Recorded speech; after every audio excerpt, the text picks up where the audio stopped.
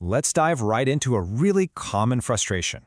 What happens when you're doing everything right for your health? You've changed your diet, you're taking all the right supplements, but you're still not healing. What's going on? It is such an incredibly frustrating place to be, right? You're putting in all this work, but the results just aren't showing up. You're probably asking yourself, what am I missing here? Well, the sources we're looking at today suggest the answer might not be what you're eating, but what's all around you.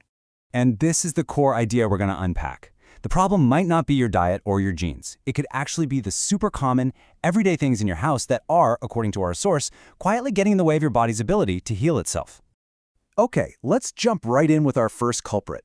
This is something millions of us use every single day, thinking it's a sign of being clean and fresh: scented laundry products. So here's the big disconnect between what we think is happening and what might really be going on. That fresh laundry scent that we all know and love, our source claims it's actually a chemical cocktail that's literally designed to stick to your clothes.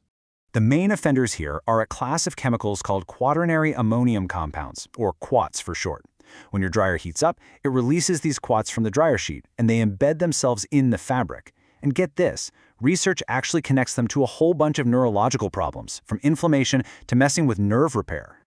And this is the real kicker. These chemicals don't just rinse out in the wash. Nope, they are engineered to cling to the fibers of your clothes, your towels, your bed sheets. That means your skin, which is your body's biggest organ, is in direct contact with these things 24/7. And if you think that's concerning for us, just think about our pets. Because they're so much smaller, they get a way higher dose per pound. They're constantly lounging on our blankets and carpets, and then what do? They groom themselves, licking and swallowing these chemicals right off their own fur. So, what's the solution? Honestly, the fix is super simple. Just ditch the scented stuff and swap in some wool dryer balls. They soften your clothes and cut down on static all on their own. And if you miss that scent, just put a drop or two of a pure essential oil on the balls. That way, you're in complete control. All right, our next toxin is maybe even more sneaky, because unlike your laundry, this thing never gets a break. I'm talking about those plug-in air fresheners. I mean, think about it. These little gadgets are designed to pump chemicals into your air 24 hours a day, 7 days a week. That means the exposure for you, your family, and your pets is just constant. The source argues they don't really freshen the air at all. They just pollute it. And here's where it gets really alarming. It's not just about the chemicals coming directly out of the plug-in. According to our source, these fragrance chemicals can actually react with other things in your home's air to create what are called secondary pollutants, and that includes nasty stuff like formaldehyde, a known neurotoxin. So this is not just about a nice smell or a minor allergy. As the source puts it, you're creating an ongoing chemical experiment in your own air, and it's putting constant low-level stress on your brain and your entire nervous system.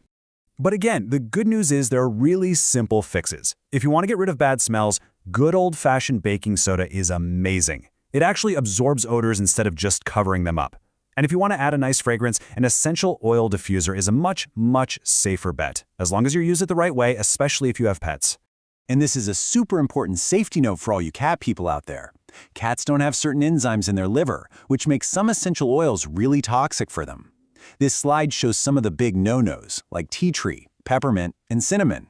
Always, always diffuse for just a short time in a room that your cat can easily get out of.